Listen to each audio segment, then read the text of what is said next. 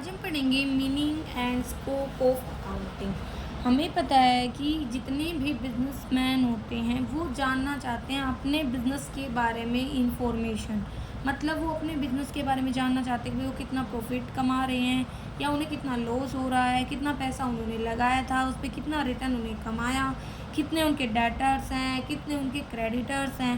तो इन इंफॉर्मेशन के लिए क्या करना होता है, उन्हें कंप्लीट रिकॉर्ड रखना होता है हर ट्रांजैक्शन का। ठीक है। और वो कैसे हो सकती है, अकाउंटिंग की हेल्प से। हर बिजनेस जानना चाहता है कि जो बिजनेस है उसका प्रॉफिट कमा रहा है या लॉस कमा रहा है। ठीक है। तो बिजनेसमैन क्या करता है, वो ट्रांजेक्शन को लिखता है बुक्स ऑफ अकाउंट में ताकि कंप्लीट रिकॉर्ड तैयार हो पाए सेल्स का, एक्सपेंसेस का। ठीक है। अब जो बिजनेस होता है भाई उसमें भी दो प्रकार के ट्रांजेक्शन होते हैं, एक कैश और एक क्रेडिट। क्रेडिट जो ट्रांजेक्शन होती है वो भी इंपॉर्टेंट रोल प्ले करती है, क्योंकि क्रेडिट जो सेल्स हम करते हैं उससे क्या क्रिएट होते हैं, डेटर। डेटर मतलब जिनसे इन फ्यूचर हमें पैसे मिलेंगे। ठीक है। और क्रेडिट परचेज करेंगे तो मतलब क्रेडिटर क्रिएट होंगे जिन्हें हमें पेमेंट करनी है। तो बहुत सारी ट्रांजेक्शन्स होती हैं जिनको याद रखना इतना आसान नहीं होता, इसीलिए हम उनका रिकॉर्ड वगैरह तैयार करते हैं। इसीलिए हर बिजनेसमैन फाइनेंशियल पोजीशन को जानने के लिए क्या करता है, अपने बिजनेस में बैलेंस शीट बनाता है, क्योंकि ये बैलेंस शीट है, ये एसेट्स एंड लायबिलिटीज़ के बारे में, कैपिटल के बारे में सारी डिटेल दे देती है। अब बात आती है बुक कीपिंग की। बुक कीपिंग में दो वर्ड आते हैं, बुक प्लस कीपिंग। बुक का मतलब होता है वो सारे अकाउंटिंग बुक जिसमें जो बिजनेस ट्रांजैक्शन है उनको रिकॉर्ड किया जाता है। कीपिंग का मतलब होता है लिखना, मेंटेन करना। तो बुक कीपिंग हमारी अकाउंटिंग से पहले आती है। इसमें क्या होता है, हम बिजनेस की जो भी ट्रांजेक्शन्स होते हैं उनको लिखते हैं, रिकॉर्ड करते हैं। बुक कीपिंग एक आर्ट होती है जिसमें जो बिजनेस ट्रांजेक्शन्स हैं इंडिविजुअल एंटरप्राइजेज की, फर्म्स की, कंपनीज की, वो लॉफुली एक स्पेसिफिक सिस्टम के द्वारा मेंटेन की जाती है। ठीक है। तो बुक कीपिंग एक आर्ट है रिकॉर्ड करने की बुक्स ऑफ अकाउंट्स को। ठीक है। जो भी मॉनेटरी एस्पेक्ट्स हैं उन सबको, मॉनेटरी मतलब जिनको हम मनी की फॉर्म में एक्सप्रेस कर सकते हैं, या ये कह सकते हैं रिकॉर्ड करते हैं फाइनेंशियल ट्रांजेक्शन बिजनेस की एक मैथोडिकल मैनर, मतलब मेथड के अकॉर्डिंग। अब अकाउंटिंग। अकाउंटिंग बुक कीपिंग से वाइड कॉन्सेप्ट है। बुक कीपिंग सिर्फ एक पार्ट है अकाउंटिंग का, जहाँ पे बुक कीपिंग खत्म होती है वहाँ पे अकाउंटिंग स्टार्ट हो जाती है। ठीक है। तो फिर क्या है, अकाउंटिंग एक प्रोसेस होता है जिसमें जो ओनर है वो रिकॉर्ड रखता है बिजनेस ट्रांजेक्शन का मनी की फॉर्म में, ताकि जो प्रॉफिट एंड लॉस है वो अच्छे से हम पता कर पाएँ कि कितना हमें प्रॉफिट हो रहा है, कितना लॉस हो रहा है। क्योंकि जो अकाउंटिंग होता है वो कंप्लीट इन्फॉर्मेशन देता है जो ज़रूरी होती है यूजर्स के लिए, like as investor, creditor, debtors, bank, government वगैरह। ठीक है। तो अकाउंटिंग एक इम्पोर्टेंट टेक्निक है बिजनेस ट्रांजेक्शन्स को मेंटेन करने के लिए प्रॉफिट, ताकि जो प्रॉफिट एंड लॉस है बिजनेस का उसको हम अच्छे से ज्ञात कर पाएँ। तो अकाउंटिंग एक आर्ट है रिकॉर्ड करने की, क्लासीफाई करने की, समराइज करने की सिग्निफिकेंट मैनर में and in term of money. जो ट्रांजेक्शन है, इवेंट्स हैं, उन सबको। तो आप यहाँ से एक डेफिनेशन कोई भी कर सकते हो। अब फीचर्स की बात करती है यही, तो ये फाइनेंशियल ट्रांजेक्शन्स को रिकॉर्ड करता है। फाइनेंशियल मतलब जिनको हम मनी की फॉर्म में मेजर कर सकते हैं, और जो ट्रांजेक्शन जो मनी में नहीं एक्सप्रेस कर सकते उनको नहीं रिकॉर्ड करते। लाइक एज रेजिग्नेशन दे दे किसी एम्प्लॉय ने, स्ट्राइक हो गई एम्प्लॉयज़ के द्वारा, न्यू बिजनेस एस्टैब्लिश करना, न्यू बाय मतलब नए कंपटीटर्स के द्वारा। ये जो इवेंट्स होते हैं ये लॉस सफ़र करते हैं। ठीक है।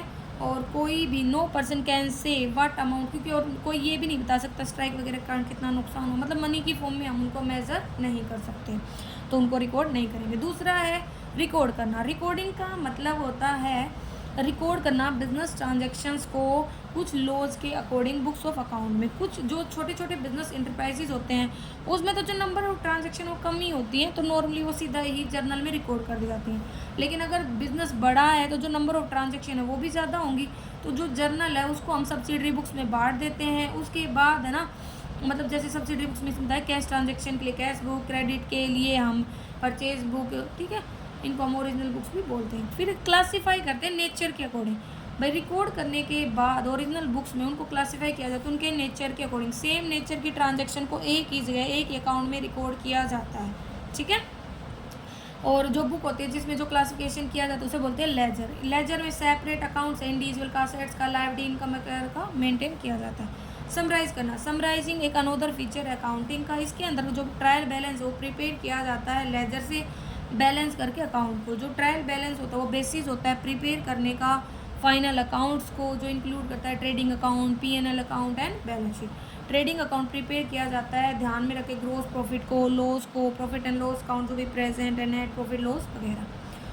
तो इसमें ये बता रखा है। देखो सबसे पहले हम ट्रांजेक्शन्स होती हैं, फिर जर्नल में रिकॉर्ड करेंगे, फिर लेजर अकाउंट में, फिर ट्रायल बैलेंस के एलसीएम पीएनएल और ट्रेड बैलेंस शीट बनाते हैं, फिर वही दोबारा प्रोसेस चलता रहता है। तो इसमें ये बता रखी है जर्नल और लेजर में कि भाई books of original entry, cash book, purchase book, sales book, purchase return book, sales return book, bills receivable, bills payable, ये सब जो डायग्राम है ऊपर, ये हमें ना साइकिल बताता है अकाउंटिंग की। ये जो साइकिल स्टार्ट होती है बिजनेस ट्रांजेक्शन को रिकॉर्ड करने से जर्नल में, और एंड होती है फाइनल अकाउंट्स के साथ लेजर में एंड ट्रायल बैलेंस में। अब बात आती है नेक्स्ट, अकाउंटिंग होती है सिर्फ मनी की फॉर्म में, मतलब वही ट्रांजेक्शन रिकॉर्ड होगी जिनको मनी की फॉर्म में एक्सप्रेस कर सकते हो। जैसे कि इसने एग्जांपल दे रखा है भाई परचेज की 200 टेबल 50,000 की तो रिकॉर्ड हो जाएंगे, लेकिन आपने 2 मशीन 5 टन रॉ मटेरियल ये खरीदा, इसको ऐसे नहीं दिखा सकते। पहले इनका एक्चुअल जो मनी फॉर्म है कि कितने रुपए के खरीदे वो पता होना जरूरी है। अब इंटरप्रिटेशन ऑफ, इंटरप्रिटेट करना, एक्सप्लेन करना मतलब रिपोर्ट करना। फाइनेंशियल जो रिजल्ट होता है अकाउंटिंग का उसको इंटरप्रेट किया जाता है, इन्फॉर्म किया जाता है एंड यूजर्स को, लाइक एज बिजनेस के ओनर, मैनेजर्स, बैंकर्स, क्रेडिटर, भाई बहुत सारी पार्टी से रिलेटेड है बिजनेस से, तो सभी क्या चाहेंगे, इन्फॉर्मेशन जानना, तो वो हमारी अकाउंटिंग हेल्प करती है। बुक कीपिंग और अकाउंटिंग में डिफरेंस है, बुक कीपिंग पहली स्टेप है, अकाउंटिंग हमारी दूसरी स्टेप है। ये प्राइमरी रिकॉर्ड किया जाता है बिजनेस ट्रांजेक्शन को, और यहाँ पे प्रॉफिट एंड लॉस को, फाइनेंशियल पोजीशन को ज्ञात करने के लिए रिकॉर्ड करते हैं। यहाँ पे ज़रूरी नहीं है, मतलब note necessity of any specific knowledge वगैरह की ज़रूरत नहीं है भाई बुक कीपिंग के लिए, लेकिन यहाँ पे ना पर्सन ट्रेंड होना जरूरी है, अच्छी नॉलेज होना जरूरी है। नॉर्मली सीए करता है ये काम।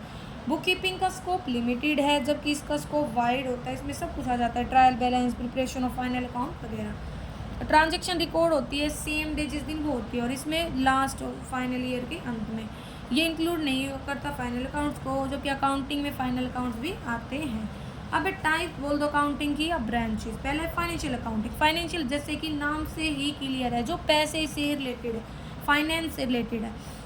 तो मेन ऑब्जेक्ट है फाइनेंशियल अकाउंटिंग का ज्ञात करना profit and loss and financial position business की, subsidiary books, ledger, trial balance, trading account, PNL account, balance sheet, ये प्रिपेयर किए जाते हैं इसके अंदर। फिर एक कॉस्ट अकाउंटिंग जो कॉस्ट को ज्ञात करने में हेल्प करती है। जरूरी होता है किसी भी ट्रेडर के लिए, बिजनेसमैन के लिए कॉस्ट को ज्ञात करना प्रोडक्ट के बनाने की। जो सेल प्राइस होता है वो क्या होता है, उसमें हम क्या करते हैं, कॉस्ट प्राइस में प्रॉफिट को जोड़ देते हैं। तो जो मटेरियल कंज्यूम हुआ है, वेजेस वगैरह जो पे की गई हैं, उनको ज्ञात करना जरूरी होता है, उनकी कॉस्ट को, पर यूनिट कॉस्ट को निकालना। उसके लिए हम क्या करते हैं, कॉस्ट अकाउंटिंग का यूज़ करते हैं।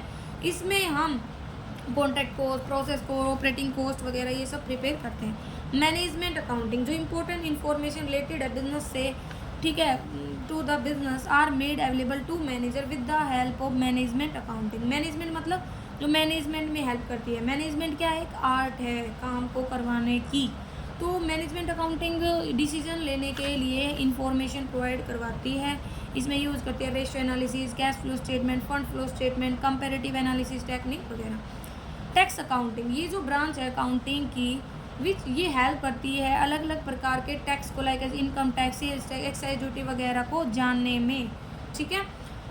गवर्नमेंट अकाउंटिंग क्या होती है कि भाई ये जो सेंट्रल गवर्नमेंट, स्टेट गवर्नमेंट, इनके द्वारा यूज़ की जाती है। इसमें आते हैं budget, other type of accounting like reserve fund, contingency fund वगैरह। सोशल रिस्पॉन्सिबिलिटी मतलब सोसाइटी के प्रति दायित्व। भाई सोसाइटी है वो एक वेल एस्टेब्लिश इंफ्रास्ट्रक्चर देती है, बहुत सारी फैसिलिटीज़ देती है किसी भी बिजनेस को। तो बिजनेस होता है वो भी बिना ना इंफ्रास्ट्रक्चर फैसिलिटीज़ के नहीं किया जा सकता। तो ये जो फैसिलिटी हमें कौन देती है, सोसाइटी। इसीलिए बिजनेस का भी दायित्व सोसाइटी की तरफ बनता है कि वो ना जो भी सोसाइटी की तरफ उसकी रिस्पॉन्सिबिलिटी उनको पूरा करें, ठीक है। नेक्स्ट है ऑब्जेक्ट और फंक्शंस और यूटिलिटी ऑफ अकाउंटिंग। तो ये यही है कि एक तो ये सिस्टमेटिक रिकॉर्ड रखता है सभी बिजनेस ट्रांजेक्शन का। फर्स्ट ऑब्जेक्टिव है अकाउंटिंग का कि वो कंप्लीट एंड सिस्टमेटिक रिकॉर्ड रखता है बिजनेस ट्रांजेक्शन का। इसी के लिए जितने भी ट्रांजेक्शन है पहले रिकॉर्ड होंगे जर्नल में, देन सब्सिडरी बुक्स में, और फिर लेजर में पोस्ट होती है। To calculate profit and loss. हर जो ट्रेडर होता है वो प्रॉफिट एंड लॉस को ज्ञात करना चाहता है एक सर्टेन पीरियड में, जो अकाउंटिंग को फुलफिल करती है इस ऑब्जेक्टिव को। इसीलिए जो trading and PNL account prepare किया जाता है साल के अंत में, जितनी परचेज है, सेल्स, एक्सपेंसेस, इनकम है, वो रिकॉर्ड किए जाते हैं इस अकाउंट में। अगर जो टोटल इनकम हो जाता है टोटल एक्सपेंसेस से, तो इससे प्रॉफिट होगा, और अगर एक्सपेंसेस ज़्यादा है तो लॉस होगा। इसमें और भी क्या क्या चीज़ें दिखाते हैं भाई, परचेज वगैरह, सेल्स, क्लोजिंग स्टॉक वगैरह, एक्सपेंसेस वगैरह, ये सब पे। नेक्स्ट है जो अकाउंटिंग है वो ना फाइनेंशियल पोजीशन बताता है। फाइनेंशियल पोजीशन किसके हेल्प से मिलती है, बैलेंस शीट। इसमें लेफ्ट साइड हम लायबिलिटी दिखाते हैं, राइट साइड हम असेट्स दिखाते हैं। तो कितना बिजनेस रिसीव करेगा अलग अलग पर्सन से, मतलब कितने डेटर है, कितने क्रेडिटर है, कैपिटल बिगिनिंग में कितनी थी, एंड में कितनी थी, ये सारी इन्फॉर्मेशन हमें किससे मिलती है, बैलेंस शीट से। नेक्स्ट है to provide information to various parties. जो मेन ऑब्जेक्टिव अकाउंटिंग का कि अवेलेबल करवाता है इन्फॉर्मेशन अलग अलग पार्टीज़ को। पहला है ओनर। ओनर मतलब जो बिजनेस का ओनर है, जो पैसा लगाता है। ओनर है ना भाई, मे नो वेदर कि वो भाई प्रॉफिट कमा रहा है, लॉस सफ़र कर रहा है, तो उसके लिए क्या करेगा वो भाई अकाउंट्स वगैरह को चेक करेगा। तो वो ये जानना चाहता है कि भाई कितना पैसा उसे डेटर से मिलेगा, कितना उसे क्रेडिटर को पे करना है। और अकाउंटिंग हमें सारी डिटेल देने में हेल्प करती है। मैनेजमेंट को भी बहुत सारी इन्फॉर्मेशन की ज़रूरत होती है बिज़नेस को अच्छे से रन करवाने के लिए। जैसे भाई मैनेजमेंट को प्लानिंग करनी है, what to do, how to do, when to do. तो अलग अलग प्रकार के प्लान बनाने के लिए कितने प्रकार मतलब किस लेवल का प्रोडक्शन करना है, कैसे सामान बेचना है, ये सारी चीज़ों के लिए भी हमारी कौन हेल्प करती है, अकाउंटिंग। डिसीजन मेकिंग क्या मतलब होता है, बेस्ट को चूज़ करना बहुत सारे अल्टरनेटिव में से। ठीक है, कैसे जो प्राइसेज है गुड्स के वो ज्ञात किए जाएंगे, कैसे एडवर्टाइजमेंट की जाएगी, तो उन सब के लिए भी क्या चाहिए हमें, अकाउंटिंग इन्फॉर्मेशन। कंट्रोल का मतलब होता है एक्चुअल जो रिजल्ट्स हैं उनको स्टैंडर्ड के इक्वल लेके आना, कंपेयर करना, डिविएशंस आ रहे हैं उनको पता करना, उनको दूर करना। नेक्स्ट है इन्वेस्टर होता है वो पर्सन जो पैसे लगाता है। तो इन्वेस्टर ऑफ बिजनेस वो भी इन्वेस्टिंग डिसीजन लेते हैं फ्रॉम द अकाउंटिंग इन्फॉर्मेशन। ये जो डिसीजन होते हैं डिपेंड करते हैं इंक्रीजिंग और decreasing profit of the business के ऊपर। इसीलिए जो इन्वेस्टर होते हैं वो इन्वेस्ट करते हैं in knowing the profitability and financial position of the business. To creditor, जो क्रेडिटर होते हैं वो पर्सन्स होते हैं जो क्रेडिट से रिलेटेड, मतलब देखो हमने जिससे उधार खरीदा तो मतलब उसे हमें पे करना है, तो वो हमारे क्रेडिटर हैं। तो जिनसे हमने उधार में परचेज़ किया है वो हमारे क्रेडिटर हैं। तो वो भी तो सिक्योरिटी चाहते हैं कि भाई हाँ उन्हें पैसा टाइमली रिटर्न हो जाए। एम्प्लॉय भी ये चाहते हैं कि अच्छे अर्निंग कमाए, अच्छी वेजेस मिले। गवर्नमेंट चाहती है टाइमली टैक्स वगैरह की पेमेंट मिले, सेल्स टैक्स, एक्साइज ड्यूटी वगैरह। बैंक चाहते हैं जो लोन वगैरह दिया है वो सारा टाइमली रिटर्न हो। और रिसर्चर को इन्फॉर्मेशन की ज़रूरत होती है purchase, sale, production cost, earning capacity वगैरह की।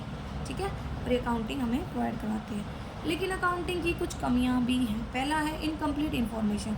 अकाउंटिंग में सिर्फ हम वही ट्रांजैक्शन रिकॉर्ड करते हैं जो मनी की फॉर्म एक्सप्रेस की जाती है, नॉन मनी मॉनेटरी ट्रांजैक्शंस को रिकॉर्ड नहीं करते। दूसरा है इन्फ्लुएंस किया जाता है पर्सनल जजमेंट के द्वारा। जो लॉज अकाउंटिंग के वो स्ट्रिक्ट नहीं हैं फिजिकल साइंस और केमिकल साइंस की तरह। जो अकाउंटेंट है वो डिसीजन लेता है अलग अलग टॉपिक्स के लिए, like as method of valuation of stock, method of depreciation, percentage of provision for doubtful debts वगैरह। ठीक है, तो जो जैसे कि इसमें डेप्रिसिएशन का मेथड स्ट्रेट लाइन, कोई रिटर्न डाउन यूज़ करता है। तो हर किसी के अपने जजमेंट्स होते हैं, तो उससे अकाउंट्स अफेक्ट होते हैं।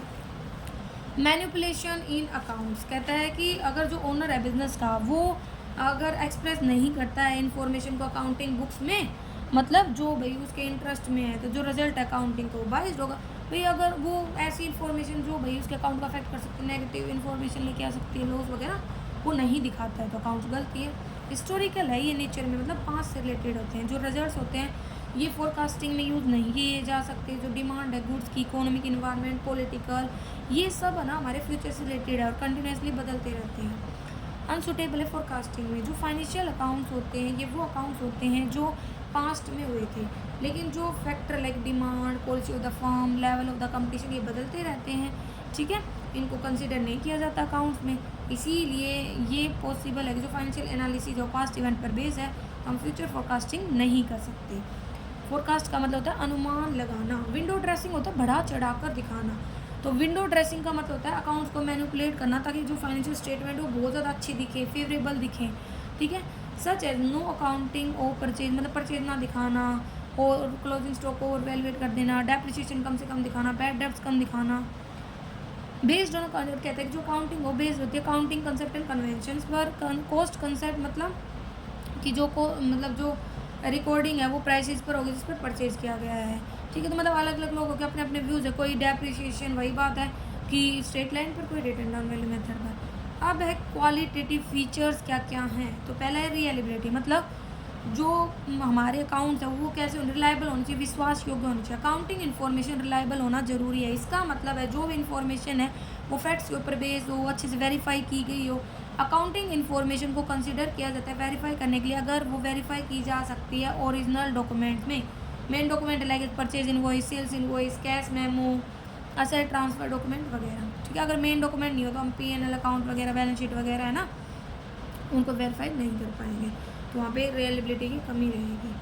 तो यही बता रखा है कि उसको चेक करना जरूरी। नेक्स्ट है रिलीवेंस। रिलीवेंस का मतलब होता है कि रिलीवेंट, जो इम्पोर्टेंट है, जो मतलब टॉपिक से रिलेटेड है, मैटर से। अकाउंटिंग इन्फॉर्मेशन हेल्पफुल होती है डिसीजन लेने में अलग अलग पार्टीज की, इसीलिए ज़रूरी है कि जो इन्फॉर्मेशन दी जाती है फाइनेंशियल स्टेटमेंट के द्वारा वो ऑब्जेक्टिव के अकॉर्डिंग हो।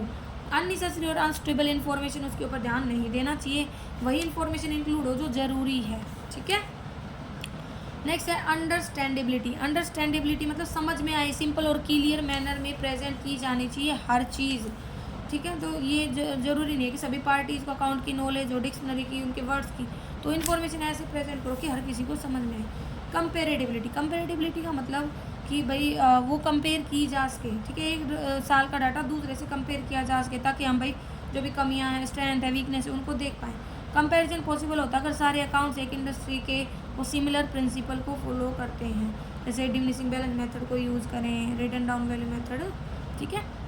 तो इसमें बताया गया है। हाँ, चेंजेस आप अडोप्ट कर सकते हो, लेकिन रिक्वायरमेंट पे बार बार मेथड वगैरह में बदलाव नहीं करनी चाहिए। तो ये हमारा चैप्टर था। Thank you.